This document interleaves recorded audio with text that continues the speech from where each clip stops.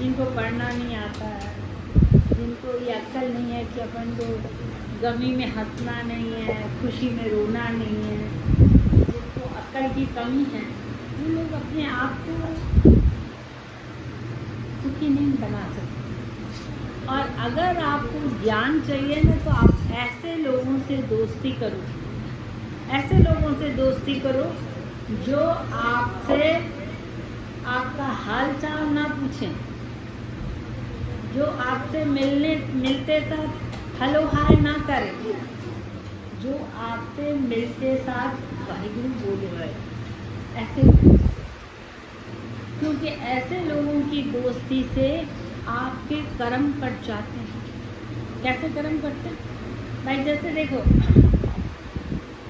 आपने ये बात सुनी होगी कि जब बच्चे का जन्म होता है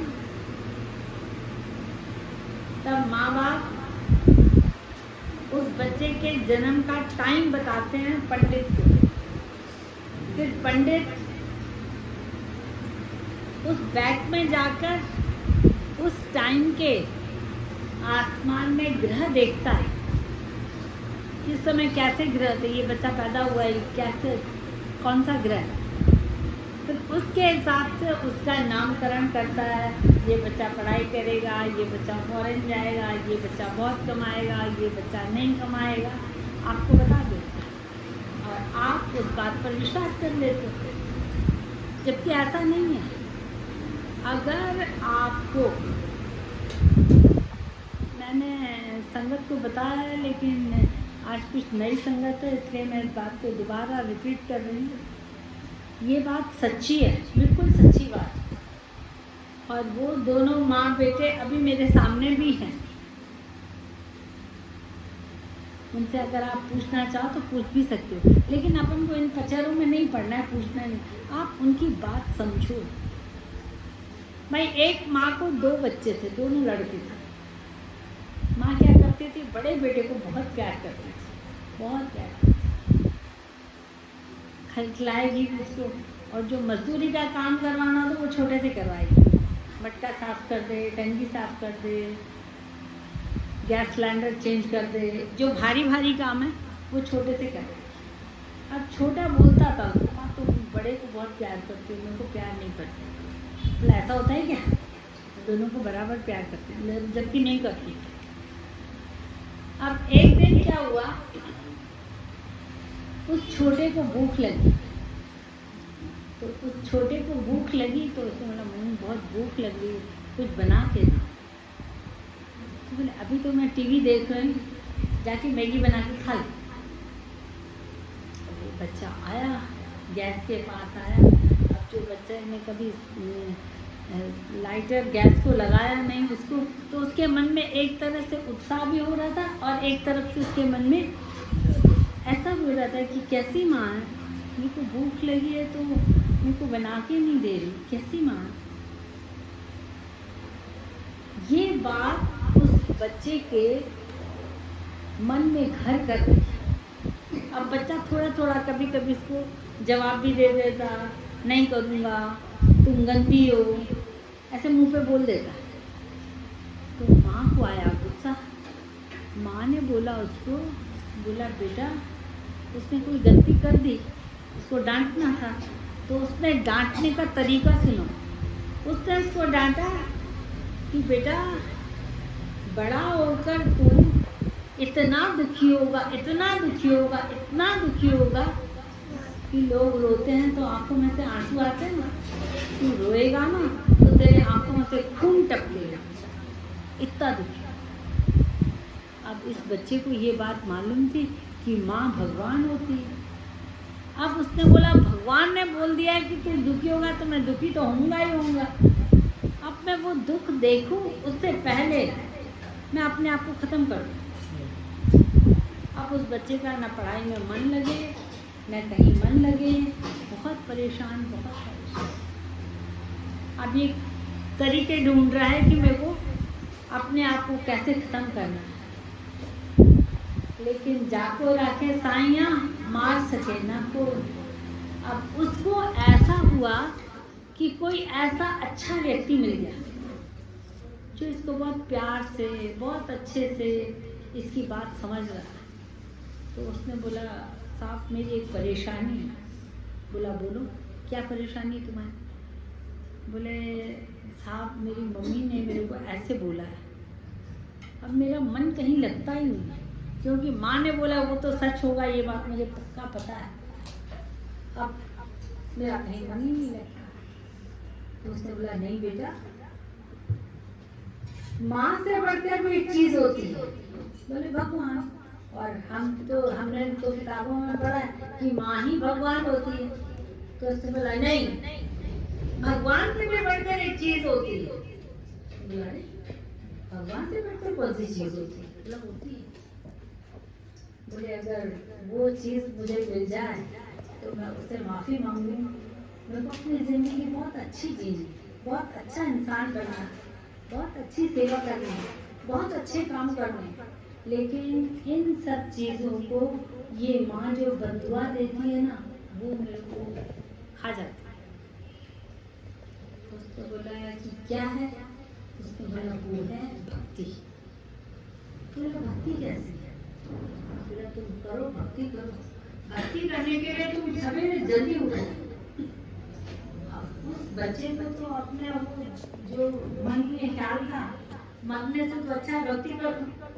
उसने 2 बजे उठना शुरू कर दिया और माँ की सेवा भी करना शुरू कर दिया, माँ की दुआएं भी जीतता रहा और 2 बजे भक्ति भी कर रहा। आज एट प्रेजेंट टाइम उसका ये हाल है कि जो माँ है ना, वो अपने बच्चे को साईं करके बुलाती है, स्वामी करके बुलाती है, और उस बच्चे को उसकी माँ ने गुरु बना लिया। जिस माँ ने उसको ऐसा बोला था, उस माँ ने उस बच्चे को गुरु बना लिया। अब वो बच्चा भक्ति करता है और माँ उसको बोलती मेरा गुरु है। देखो, मैं आपको बताना चाहती हूँ कि ये है अपना संगत का असर। अगर इसको कोई शराबी कबाबी मिल जाता और वो बोलता कि मैं मरना चाहती, तो उसको मरने का तरीका बता देता, ऐसे मर सकता है। वो बच्चा अपनी जिंदगी खराब कर लेता। और पता है, मानव जीवन हमको 84 लाख जूनियों के बाद मिला है।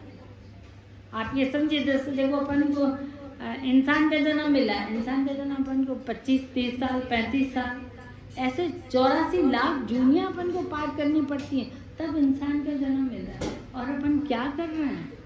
मेरा मकान अच्छा होना चाहिए, मेरा दुकान अच्छा होना चाहिए, मेरे को मोबाइल अच्छी होनी चाहिए, मेरे को ये अच्छा होना चाहिए। बस वो चीज़ें जो अपन को यही छोड़नी चाहिए। अभी 2 करोड़ वाली मोबाइल है आपके पास है, आपने लोगों को बता दिया मेरे पास है, और रात को आंख बंद हो गई, वो मोबाइल अपने आप किसी और की हो गई। क्या फायदा? क्या फायदा? और यही अगर 2 घंटे आप संगत में बैठ जाते ना, तो आपके पता नहीं कितने जन्मों के कर्म कट जाते हैं। जैसे भाई देखो, ऐसा कर्म होता है, जैसे सपोज आपके नसीबों में पैसा नहीं है,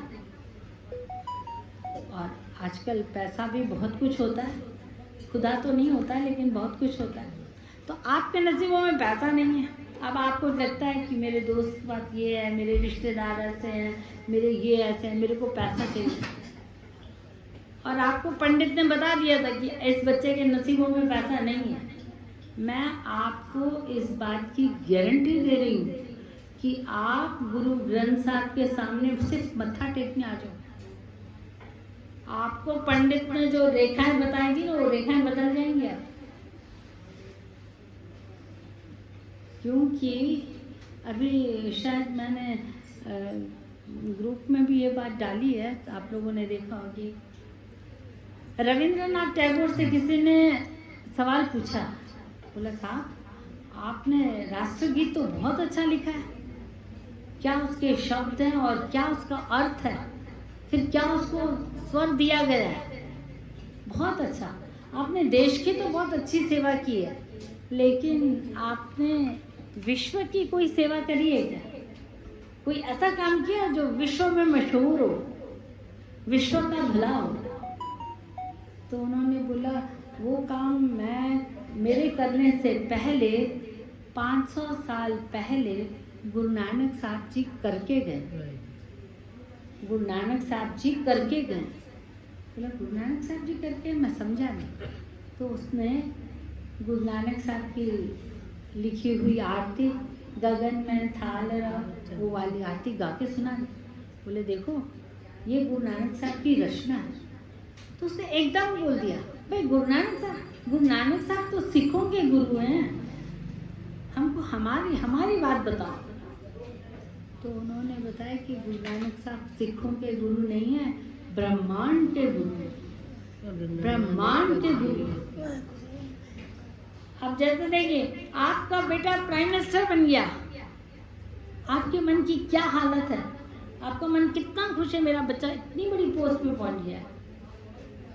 तो हमारा गुरु अगर ब्रह्मांड का गुरु है और वो गुरु हमारा गुरु है तो आपको कितना नाज होना चाहिए, कितना नाज होना चाहिए। भाई औरों के लिए हम कुछ कहें ना कहें, हम अगर अपने गुरु के पास जाएंगे तो हमारा काम तो होगा ही होगा। तो मैं आपको ये बात बताना चाहती हूँ कि बहुत बहुत बहुत खुश नसीब हो आप लोग कि आपको किसी ने भी जैसे संत राम साहब हमारे लिए तो एक अवतार बन के आए, हमको गुरबानी से जोड़ दिया, हमारा जीवन सुधार दिया। तो ऐसे बहुत सारे लोग हैं जिन लोगों को जिन्होंने गुरबानी से जोड़कर उनका जीवन संवारा है। अब आपका जीवन संवरा हुआ है। भाई आप एसी बोगी में सफर कर रहे हो और आपका दिमाग खराब हो जाता है, आप सीट छोड़कर नीचे लेट जा रहे हो, आपको कौन क्या करे? सब लोग बोलेंगे कितना बेवकूफ़ इंसान है, इतनी अच्छी सीट छोड़कर और नीचे सो रहा है या नीचे बैठ गया। लोग आपको पागल कहेंगे। उसी तरह से अगर हम पाठ पूजा नहीं कर रहे हैं ना तो लोग हमको, भगवान हमको पागल कहते हैं। मैंने इनको इतना सुख दिया, इतना सब कुछ दिया, उसके बाद भी ये लोग वैसे के वैसे। अब आप ये बताओ, थर्ड एसी में सफर कर रहे हो, सब लोग स्टैंडर्ड के लोग बैठे हुए हैं और आप नीचे बैठ गए, लोग आपको किस नजर से देखेंगे? क्या देखेंगे आपको? क्या समझेंगे? या तो पागल है, या तो गंवार है, या तो ट्रेन में पहली बार बैठा। ऐसा होता है कि नीचे बैठ गया। तो कहने का मतलब ये है कि आप लोग संगत पर ध्यान दें। हमको ऐसी संगत चाहिए जो हमसे हाल ना पूछे, जो संगत हमसे ये पूछे कि आपका नित्यनेम क्या है। आज आपने पाठ किया है? भाई मैं तो आपको बताऊं, मेरे से अगर कोई मिलता है ना, मैं उससे सबसे पहले पूछती भाई पाठ किया है? तो मैंने दीदी आज पाठ नहीं हुआ। मैं उसको बोलती हूँ मेहरबानी करके मेरे से बात नहीं कर, क्योंकि तूने पाठ नहीं किया है और अगर मेरे से बात करेगा तो हो सकता है तेरा असर मेरे पास हो जाए, तो मैंने जो पाठ किया वो भी चला जाए। इसलिए पाठ करके फिर मेरे से बात करो। तो आप भी ऐसा नियम बनाओ कि हमको अच्छे लोगों की संगत करनी है, ऐसे लोगों की संगत करनी है जो हमको नाम जपाएं।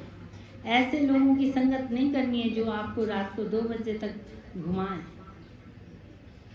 आज यहाँ खाने जाना है, एक चाय का कप पीना है तो कितनी दूर वाली होटल में जाते चाय पीने जा रहे हैं। अरे चाय तो घर में मिल जाएगी, दूर जाने का क्या मतलब? नहीं, वहाँ पियेंगे, वहाँ का मज़ा कुछ और है। आप समझ लेना कि ये कलयुग आपके ऊपर भारी पड़ रहा है, इसलिए हमको संगत अच्छी करनी है और ऐसी पक्की संगत करनी है। हाँ, एक कंफ्यूजन अपने पास और भी आता है। गुरु गोविंद सिंह साहब ने अपनी वाणी में, दसम गुरु ग्रंथ साहब में एक वाणी दर्ज की है।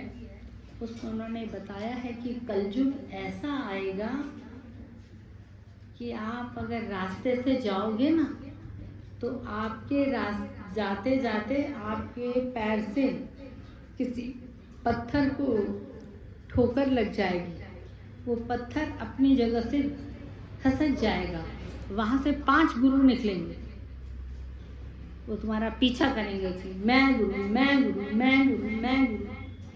और वाकई आज दिखाई दे रहा है।